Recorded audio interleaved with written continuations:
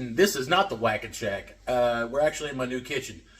As you guys might have noticed from the past few videos, I've been waiting for a while to get in here. So we're finally in, the move has started, and today I'm going to be working on an accent wall so my wife will stay off my ass. I'm sure if you can hear in the background, she's in there fluffing plastic and getting ready for the paint.